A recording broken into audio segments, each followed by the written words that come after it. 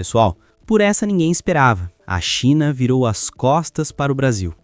Enquanto Lula preparava um apelo pessoal a Xi Jinping no G20, Pequim mandou um recado, frio e estratégico.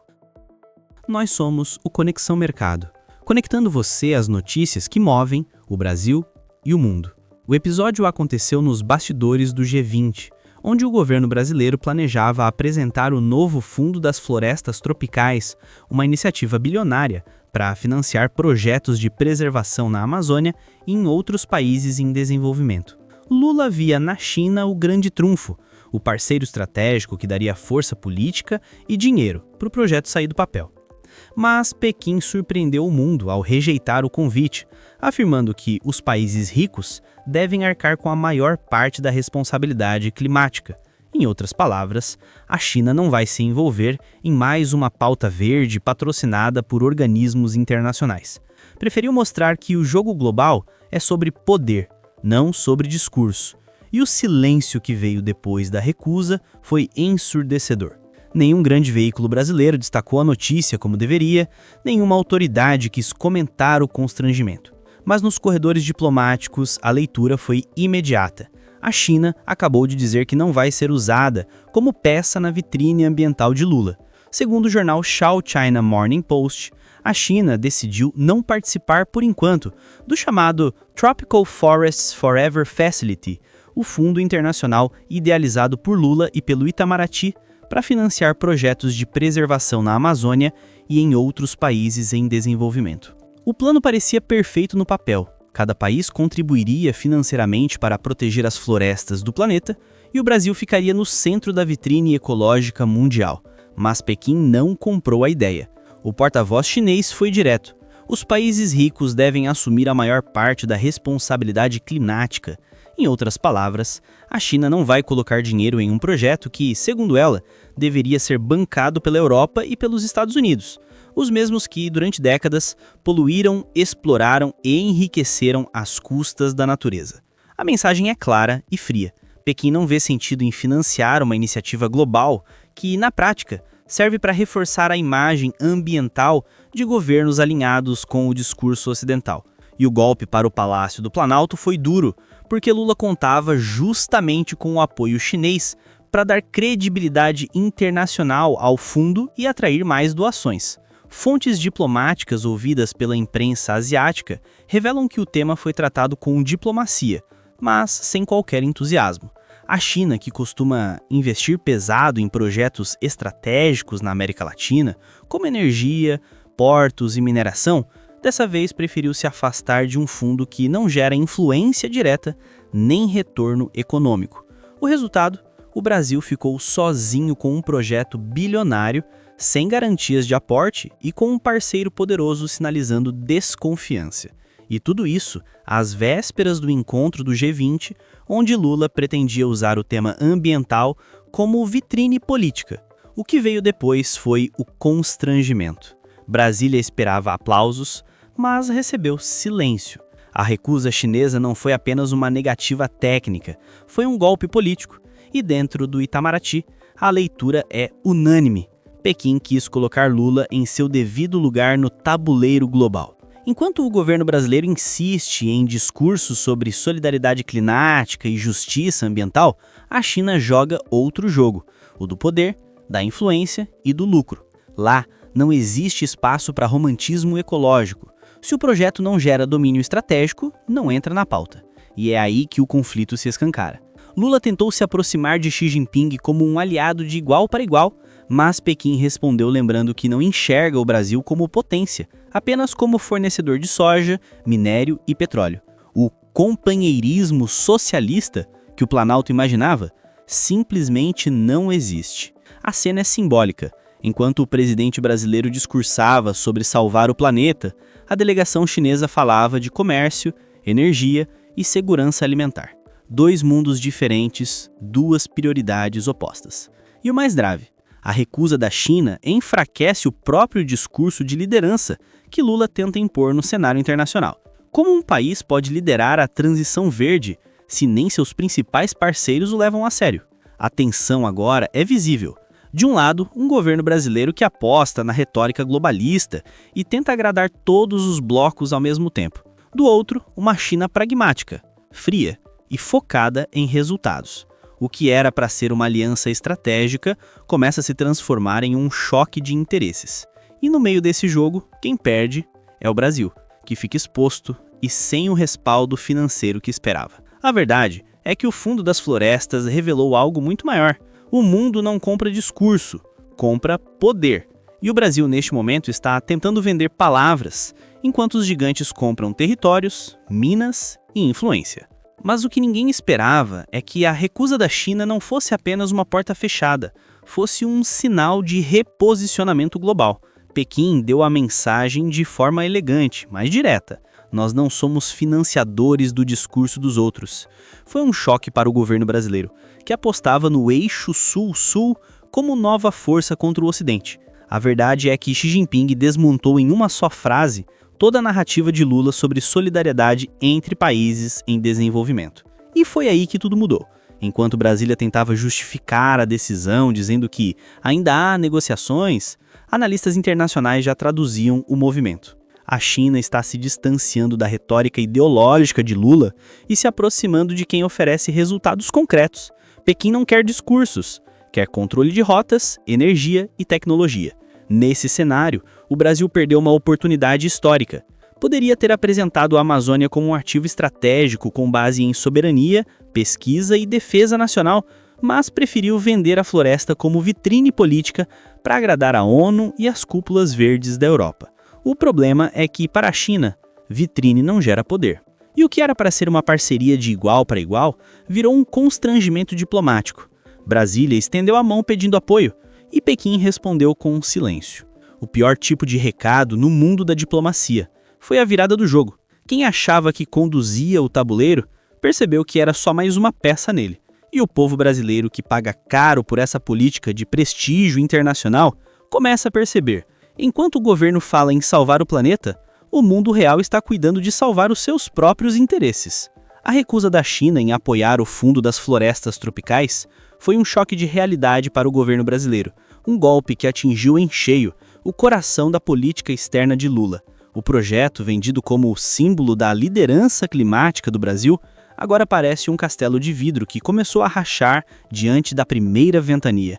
Nos bastidores do Itamaraty, a palavra mais ouvida é frustração. O Palácio do Planalto contava com um endosso chinês como peça-chave para dar legitimidade internacional ao fundo e atrair novos financiadores. Sem Pequim, o plano perde peso geopolítico e o discurso ambientalista de Lula se esvazia. A China, que vinha sendo tratada como aliada estratégica, deixou claro que não está disposta a bancar promessas sem retorno concreto. O constrangimento foi tão grande que o governo tentou minimizar o episódio, dizendo que as conversas continuam, mas diplomatas estrangeiros sabem, quando uma potência se cala, o recado já foi dado. E esse recado ecoa longe. Com a China fora, os Estados Unidos e a União Europeia tampouco demonstraram entusiasmo em abrir a carteira. Washington, focado em conter Pequim no Pacífico, não vai investir bilhões em um fundo que fortaleça a influência política de Lula. Bruxelas, atolada em crises internas e guerras comerciais, está mais preocupada com o seu próprio colapso energético. Até mesmo países nórdicos, historicamente defensores da causa ambiental, começam a questionar a transparência e a eficiência dos projetos brasileiros. O resultado é um isolamento sutil, porém crescente. O Brasil, que buscava ser protagonista na pauta ambiental, agora parece um coadjuvante sem palco. O fundo, sem os aportes prometidos, corre o risco de virar mais um projeto retórico, cheio de discursos e promessas, mas vazio de resultados. E o prejuízo não é apenas financeiro, é de imagem. O governo perde credibilidade e o país perde espaço nas mesas onde o verdadeiro poder é negociado. Enquanto isso, o agronegócio brasileiro, o setor que realmente sustenta o país, segue sendo atacado como vilão ambiental. A ironia é cruel. Enquanto o governo busca dinheiro estrangeiro para salvar a floresta, quem de fato protege o território e produz riqueza é tratado com desconfiança. São os produtores rurais que preservam áreas de reserva, que alimentam o mundo e que mantêm o Brasil de pé. Mas dentro do Planalto, a ideologia ainda fala mais alto que a realidade. O impacto político dessa derrota é profundo. Dentro e fora do país, cresce a percepção de que o Brasil perdeu coerência estratégica, fala em soberania, mas implora por fundos internacionais. Defende o sul global, mas depende de potências que o ignoram. O país que deveria liderar pelo exemplo se tornou dependente de aplausos e promessas vazias. A recusa chinesa expôs um Brasil sem rumo e sem prioridade, um país que tenta conquistar respeito com discursos, enquanto o mundo conquista poder com resultados. E essa é a ferida que o Planalto tenta esconder. Sem força econômica e sem liderança real, o discurso verde não convence mais ninguém. O castelo da retórica ambiental começou a desmoronar. E, quando a poeira baixar, talvez reste ao governo encarar a verdade que evita há muito tempo. Quem não defende seus próprios interesses acaba servindo aos interesses dos outros. A recusa da China em financiar o Fundo das Florestas Tropicais é mais do que um episódio diplomático. É um sinal claro de reposicionamento no tabuleiro global. Pequim não apenas disse não ao Brasil, ela redefiniu, com esse gesto, o tipo de relação que pretende manter com os países latino-americanos. O recado é simples e brutal. Quem não tem estratégia será apenas instrumento da estratégia dos outros. A política externa de Xi Jinping segue uma lógica fria e objetiva. A China apoia o que traz retorno direto: energia, infraestrutura, mineração, logística, tecnologia e influência geopolítica. Não há espaço para discursos emocionais sobre meio ambiente ou justiça climática, muito menos para servir de patrocinadora de agendas globais comandadas pelo Ocidente.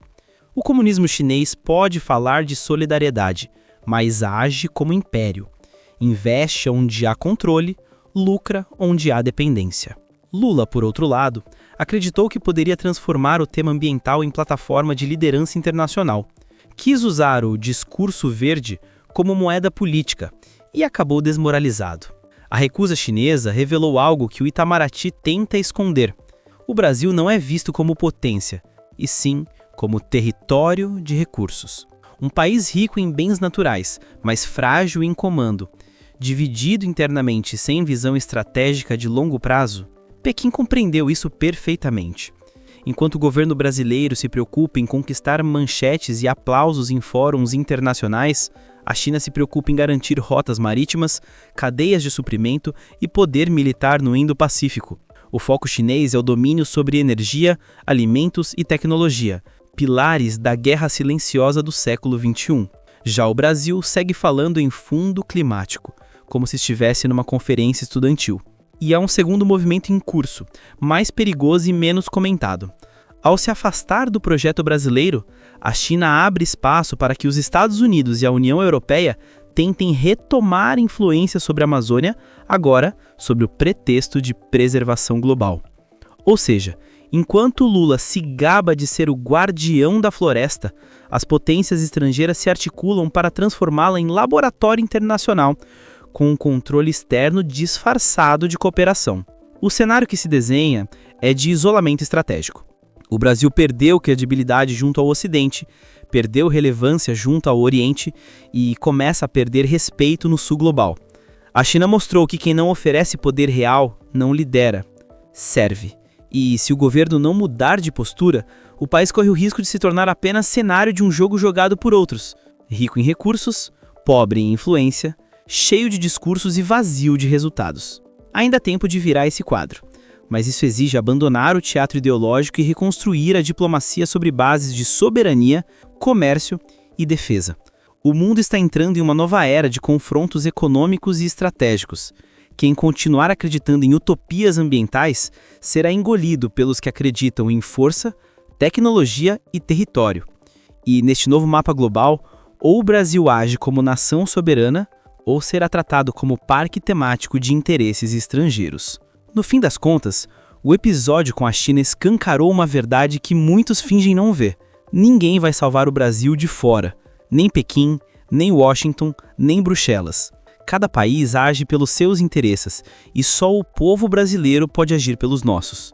Enquanto o governo desperdiça tempo buscando aplausos em conferências internacionais, o mundo real está se movendo, rápido, frio e sem piedade. As potências disputam energia, território e recursos naturais, e a Amazônia é o prêmio maior.